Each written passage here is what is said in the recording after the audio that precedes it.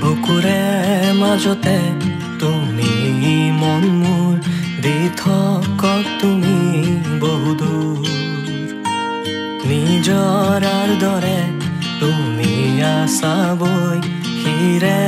হিৰে মোৰ ৰক্ত একা বেকা জীৱন পথৰ সান্তনা তুমি মনৰ ৰ'দালি আহে ডাৱৰ ফালি বৰষাৰ শেষত সেয়া তুমি নেকি তুমি মোৰ সেই কাহিনী আনে ফুৰে যি বিচাৰি দুচকু মেলি দুয়ো ধৰে হাঁহি চাওঁ থমকি সকলো পাহৰি স্মৃতি প্ৰতাপী সমলয়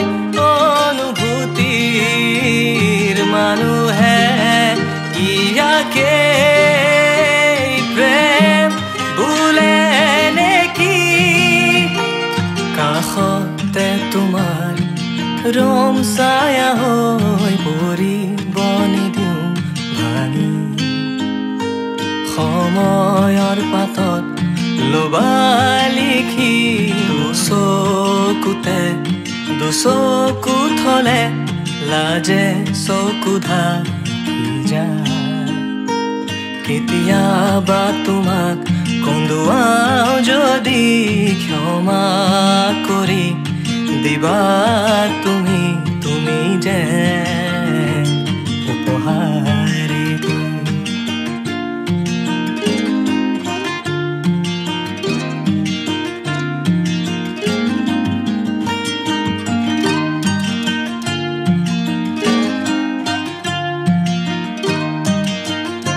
ভগৱানে সহায় কৰক আৰু এখন কিতাপ মই দিব খুজিছিলোঁ কোনোবা কাহানীতে কিন্তু মই আজি দিনটোলৈ বাট চাই আছিলোঁ য'ত প্ৰদীপ কুমাৰ বৰুৱাৰ কবিতাৰ বিষয়ে মই ব্যাখ্যা কৰিছিলোঁ ছাৰ কিতাপখন আপোনাৰ হাতত আপোনাৰ দুয়োৰে হাতত মৃগ তৃষ্ণা তোমাৰ ছবি চকামকা ছায়া হৰিণী নয়না তোমাৰ দুচকুৰ মায়া পাহে পাহে উৰি উঠে গোলাপ আহে আহে মোজা চাউৰি খুবা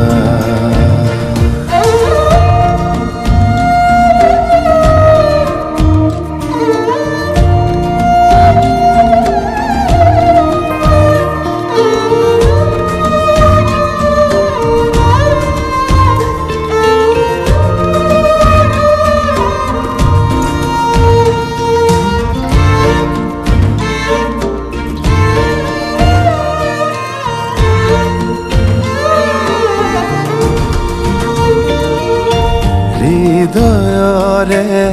কাননতে ফুলে পাৰি যাত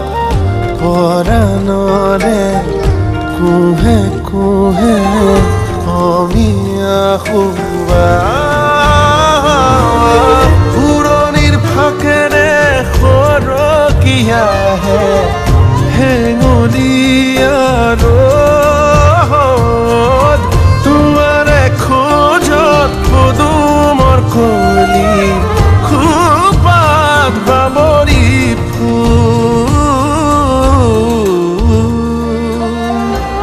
বসন্তৰ ৰাগি লাগি আছে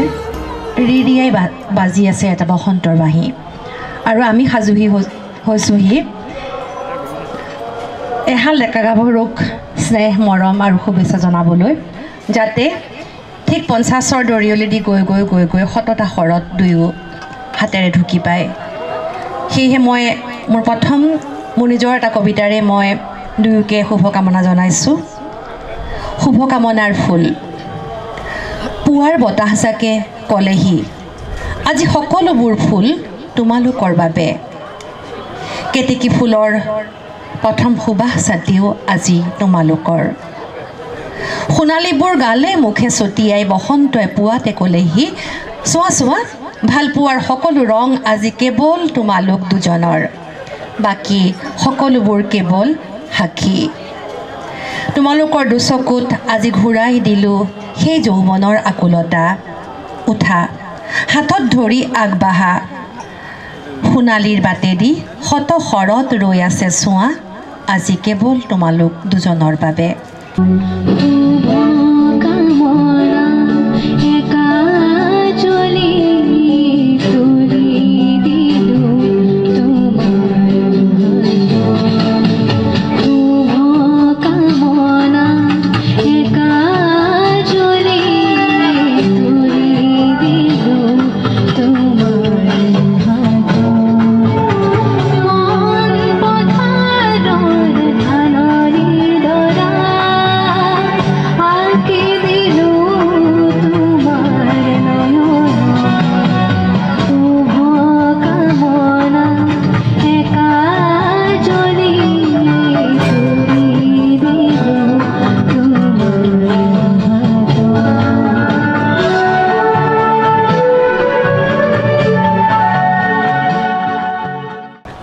এখেতসকলৰ আজি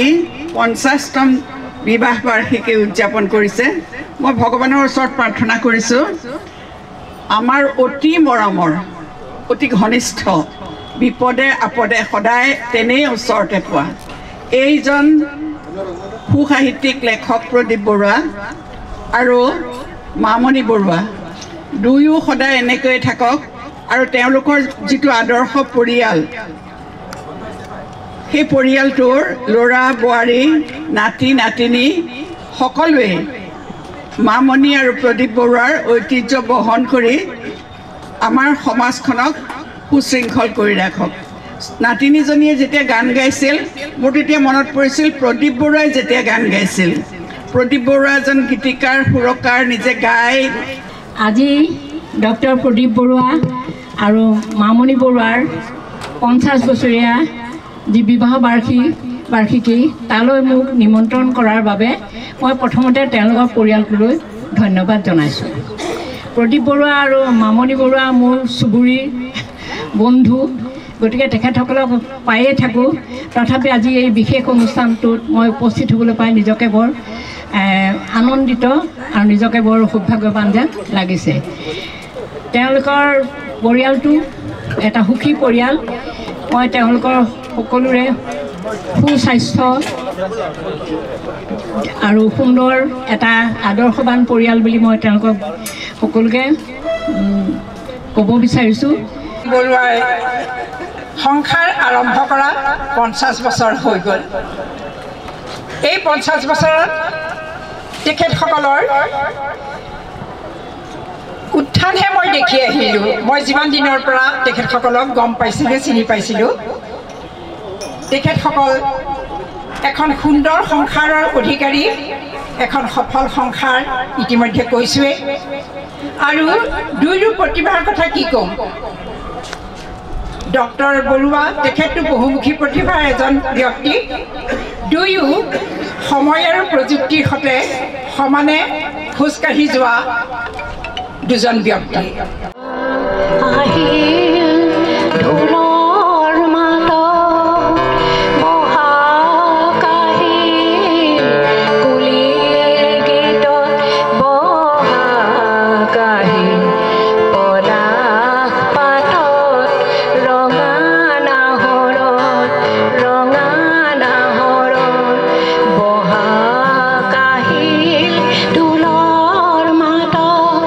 পহা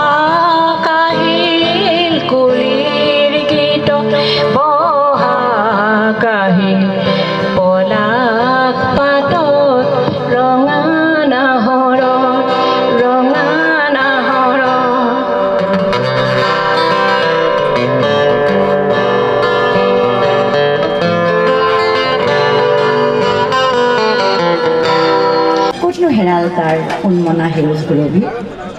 মূৰ তুলি চালোঁ বাহিৰত হেমন্ততে কুলিৰ মাত লঠঙা শুকান ঠাইত আকৌ কুঁহিপাত পাত্ৰটো আলফুলে মচি দিলোঁ চকুৰ মণি ঘূৰি দেও ধৰি নাচি হোৱা সুৰীয়া বহাগ কি যে অদ্ভুত শিহৰণ মই যেন পাত্ৰটিতে কুটি মচি সোমাই পৰিলোঁ সেউজীয়াখিনিয়ে আকৌ বোখা মেলিছে জীপাল সোণতলিৰ সেউজীয়াত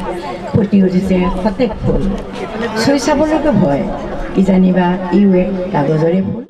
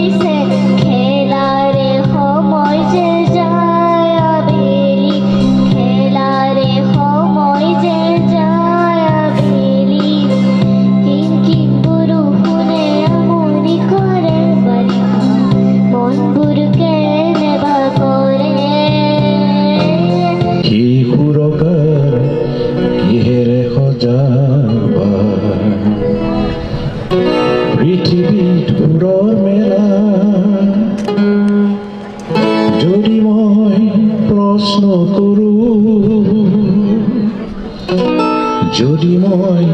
প্ৰশ্ন কৰোঁ যদি মই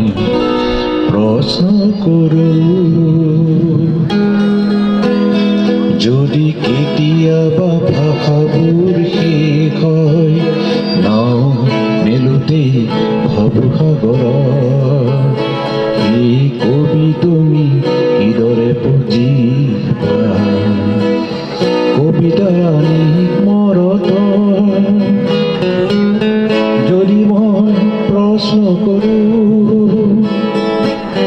যদি মই প্ৰশ্ন কৰোঁ যদি মই প্ৰশ্ন কৰোঁ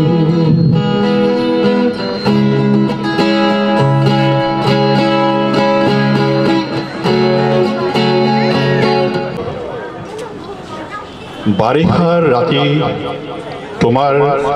কবিক মনত পৰেনে অৰুন্ধতী সেমেকা পোহৰে পাহৰাই দিয়া তোমাৰ খোপাৰ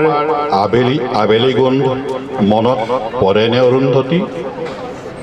জোনাকে ডাৱৰে মৰমে বিষাৰে নুবুজা কবিতা আমাৰ মাজত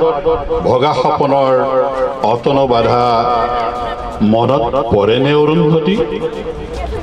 মনত পৰেনে অৰুন্ধতী দুবৰি বনত মুকুতাৰ মণি চুলিৰ মেঘত লাহি আঙুলিৰ বহুতো জন বৰফৰ দৰে চেঁচা পৰশতো সিজে কি শান্তি অৰুন্ধতী অৰুন্ধতী বহুতো আকাশ পাৰ হৈ অহা ধুমুহা পাখিৰ এটি লহমাৰ নীৰ বহুত সপোন পাৰ হৈ অহা কেঁচা টোপনিৰ ভিৰৰ মাজত সেই এটা মাথো জাগৰ ৰাতি মনত পৰেনে অৰুন্ধতী কি কথাইনো আমনি কৰি থাকে আপোনাক যি কথাই বুকু জোৰাই থাকে কি কথাইনো আমনি কৰি থাকে আপোনাক যি কথাই বুকু জোৰাই থাকে যি কথাই খালৈ জীয়া মাছৰ খৰ মৰণিৰ দৰে খৰ মৰাই থাকে বুকুত বুজাব নোৱাৰা খৰ মৰণি এটাই পৰি থাকে চুক তুলি তুলি সপোন এটা দুচকুত তুলি পিৰ পিৰাই থাকে বুকুখন সপোন এটা দুচকুত তুলি পীৰ পীৰাই থাকে বুকুখন কওঁ বুলি যাকে তাকে যি কথা কৈ দিব নোৱাৰি কওঁ বুলি যি কথা যিকোনো কথা কৈ দিব নোৱাৰাৰ দৰে যি কথাই পাক ঘূৰণি খাই খাই আকাশত কণুৱা উৰাৰ দৰে ঘূৰি ঘূৰি থাকে চেৰেং চেৰেংকৈ কপালত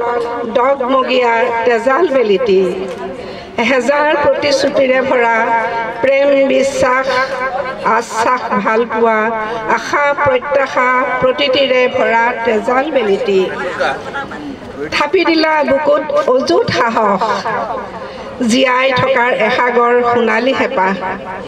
পবিত্ৰ হোমৰ গুৰিত মাংগলিক মন্ত্ৰধ্বনিত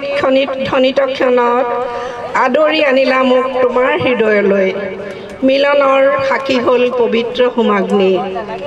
মিলন প্ৰেমৰ সংসাৰৰ হে মোৰ প্ৰিয় প্ৰিয়তম দুখ নকৰিবা মোৰ হাতৰ কাণৰ একো দিব নোৱাৰাৰ বাবে তুমি জানো দুখী আমাৰ যুগ্ম জীৱনৰ দহুতা ফাগুনৰ পূৰ্ণিমাৰ জোনাকেৰে ধোৱা দুবৰি বনত উমলি ফুৰা তিনিটি কন্যা আৰু এতিয়া সৰু সোণাটি আমালৈ আশীৰ্বাদ প্ৰিয়তম মোৰ ভুল নুবুজিবা অভিমান কৰানো কিয় কোৱাটো নাছিলোঁ মই সেই বুলি গাড়ী ঘৰ নালাগে গাড়ী ঘৰ লাগে মোক লাগে গল্পতা কাণফুলি প্ৰিয়তম মন পথাৰত তুমি অসাৰ্থক স্বপ্ন শিপাব নিদিবা তুমি জানা মই জানো দুখীয়াৰ জীৱনৰ খোলা হাত পেৰা চিৰদিন অভাৱেৰে পোন আমাৰ সাঁচনি পেৰা ধন্যবাদ যদি 10 বছৰটো কৰি পেলাওঁ 50টা বছৰ তেতিয়াহ'লে বৰ সুন্দৰ হয় হে মোৰ প্ৰিয় প্ৰিয়তম দুখ নকৰিবা মোৰ হাতৰ কাণৰ একো দিব নোৱাৰাৰ বাবে তুমি জানো দুখী কবিতাটো মোৰ আচলতে মই পাঠ কৰাৰ কথা আছিলে মই নিজে কিন্তু মই মোৰ বান্ধৱীৰ হতুৱাই পাঠ কৰালোঁ বৰ সুন্দৰ কবিতা আৰু মই ভাবোঁ তিনিটি কন্যা ঠাইত তিনিটা ল'ৰা লৈ ল'লে কবিতাটো সম্পূৰ্ণ হয় ধন্যবাদ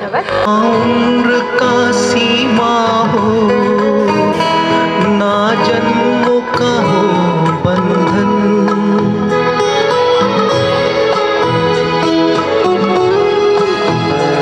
ना जन्म का सीमा हो ना जन्म का हो बंधन जब प्यार करे कोई तो देखे केवल मन चला कर दो ये रीत अमर कर दो नई रीत चला कर दो ये रीत अमर कर दो धन्यवाद मैं আকস্মিকতাই এটা হৃদয় ৰোগী হিচাপে মই দেখা কৰিবলৈ আহিছোঁ আৰু আশীষ দিবলৈ আহিছোঁ মই আমাৰ মাজত অখিল চকুদিছা আছে আমাৰ হেৰি আছে ৰাজা চকুদি আছে মই তেখেত সকলো লোকে মোৰ বিহু লগ জনাই মই আৰম্ভ কৰিছোঁ মই এটা বহুত পুৰণা কাহিনী আপোনালোকক শুনাব খুজিছোঁ প্ৰদীপ বৰুৱা ক'ত জন্ম হৈছিল প্ৰদীপ বৰুৱা জন্ম হৈছিল লাম্বাটিং আস্কাৰ ৱাইল্ড আছিল অষ্ট্ৰেলিয়াৰ এজন মেনেজাৰ তেওঁ বহুত দিন ইয়াত চাকৰি কৰিছিল লাম্বাটিং বাগানখনত তাৰপিছত তেওঁ গুচি গৈছিল ইয়াৰ পৰা সৰু অষ্ট্ৰেলিয়ালৈ তাত ৰিচাৰ্চ কৰিছিল তাত তেওঁ সেই লাম্বাটিং বোলা জেগাখনৰ এটা ঐতিহাসিক বিশ্লেষণ সামাজিক বিশ্লেষণ অৰ্থনৈতিক বিশ্লেষণ কৰি পেলাই এখন ধুনীয়া মানে গ্ৰন্থ প্ৰণয়ন কৰিছিল যিখনৰ নাম 1864 আছাম ইন 1864 আস্কাৰ ৱাইল্ডৰ সেই যে পুথিখন এৰি থৈ গ'ল আমাৰ মিষ্টাৰ ডক্টৰ ছলিম অসমৰ পৰা গৈ পেলাই যেতিয়া অষ্ট্ৰেলিয়াত গৱেষণা কৰিবলৈ গৈছিল তেতিয়া তেওঁ এটা ডাঙৰ মানে বাস্কেটত সেই কিতাপখন দেখিলে আস্কাৰ ৱাইল্ডৰ কিতাপ তাত সেই কিতাপখনৰ কাহিনীৰ বিষয়ে ইয়াত অসম সাহিত্য সভাত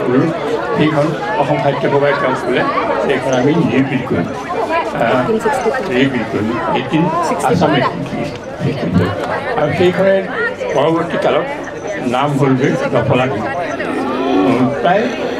তিতাবৰৰ পৰা 8 কিলোমিটাৰ দূৰত অৱস্থিত দফলাগিৰিত ডক্টৰ ডক্টৰ ডকিন্স এনেকুৱা মণিকী এটা মেনেজাৰ গৈছিল য'ত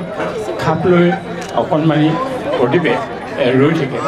বগা চাহবিলাক দেখিবলৈ কেনেকুৱা তেওঁলোকক গুড মৰ্ণিং দিয়ে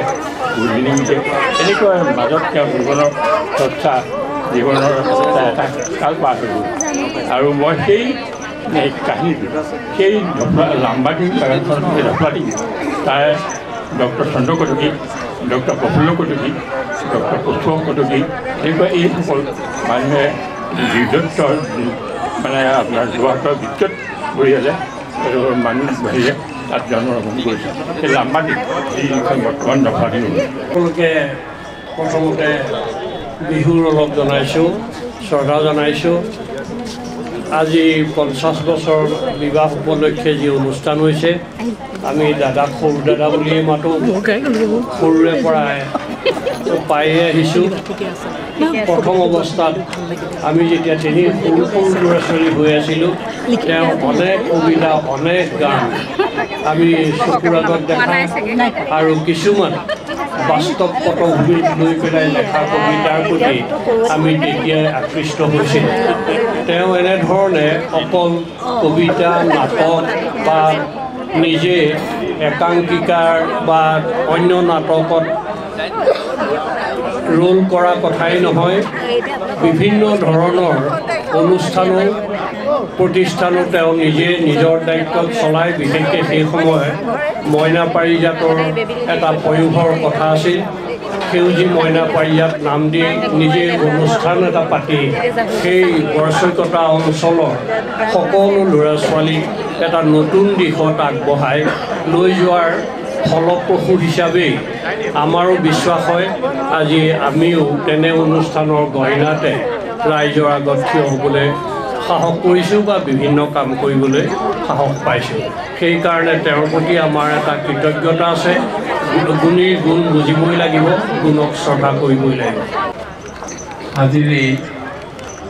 অনুষ্ঠানৰ মোৰ দাদা প্ৰদীপ কুমাৰ বৰুৱা আৰু নৱ মামণি বৰুৱালৈ মোৰ শ্ৰদ্ধা জনাইছোঁ সমূহ ৰাইজক মই এইটো কথা ক'ব বিচাৰিছোঁ যে দাদা যেতিয়া আমি গড়চৈকতাত ডাঙৰ হৈছিলোঁ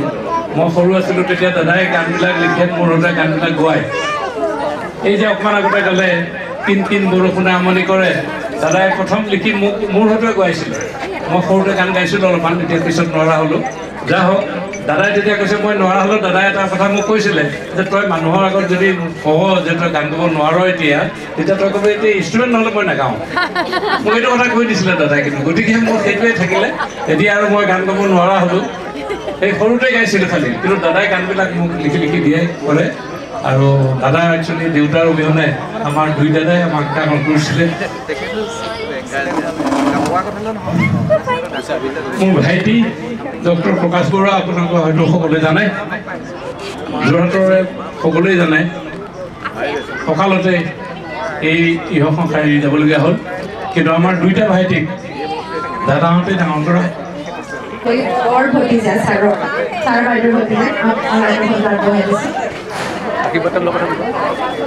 ধন্যবাদ বাইদেউ আমি পৰিয়ালৰ সকলোৰে সৈতে বিহু বুলি আমাৰ জ্যেষ্ঠ পিতৃদেৱ আহিছে গুৱাহাটীৰ পৰা খুৰা আহিছে আৰু গোটেই পৰিয়ালৰ মানুহখিনি একেলগ হৈছে আমি এই বহাগৰ দিনটোত অহাকালি বহাগৰ শুভাৰম্ভ হ'ব সেই দিনটোত আশীৰ্বাদ এফাকি ল'বলৈ আমাৰ পৰিয়ালৰ তৰফৰ পৰা সেৱা ভাগ আগবঢ়াব খুজিছোঁ আৰু এই সুবিধাটো দিয়াৰ কাৰণে আমি হিমাংশু শেখৰ চিৰন্তন আৰু ইয়াত নাথাকিলেও শেখৰলৈও আমি ধন্যবাদ জনাইছোঁ আৰু ইমান ধুনীয়া অনুষ্ঠান এটা আমাক দিয়াৰ কাৰণে আমি তেওঁলোকক ধন্যবাদ জনাইছোঁ আৰু আমি এতিয়া আগবাঢ়িছোঁ আমাৰ পৰিয়ালৰ ফালৰ পৰা আমি খুৰা খুৰীক সেৱা জনাম লগতে আমি অনুৰোধ জনাইছোঁ আমাৰ দেউতা আৰু খুৰাও সেইখিনিতে যাব আমি সমূহীয়াকৈ সেৱা আগবঢ়াম তোমাৰ মৰমে মোৰ দাম্পত্য জীৱনৰ 50টা বছৰৰ সাক্ষী হোৱা এই পবিত্ৰ মুহূৰ্ত দি ভগৱানৰ শ্ৰীচৰণত এই সেৱানো কাৰ প্ৰতি এই সেৱা আচলতে ভগৱানৰ প্ৰতি এই সেৱা ভগৱানৰ প্ৰতীক স্বৰূপ হিচাপে ছাৰ বাইদেউৰ প্ৰতি শ্ৰদ্ধা নিবেদন কৰিছে আমি সকলোৱেও একেলগে আমি সেৱা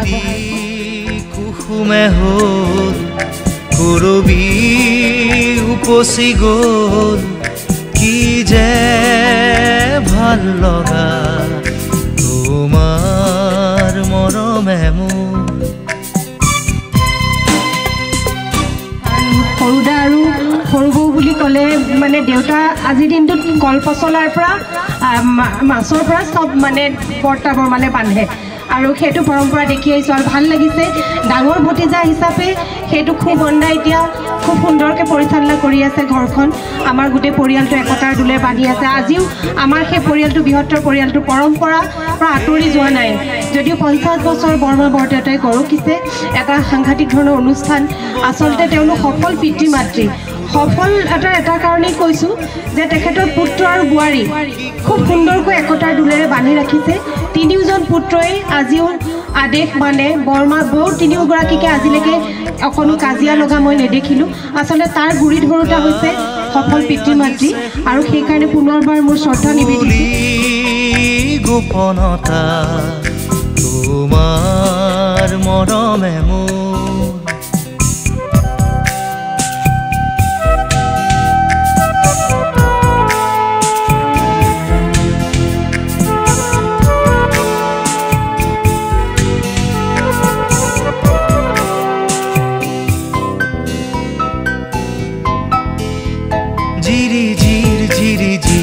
ধানী জুৰিতি যে নীলাকৈ পানীৰে ভৰি গ'ল কোন তততে যে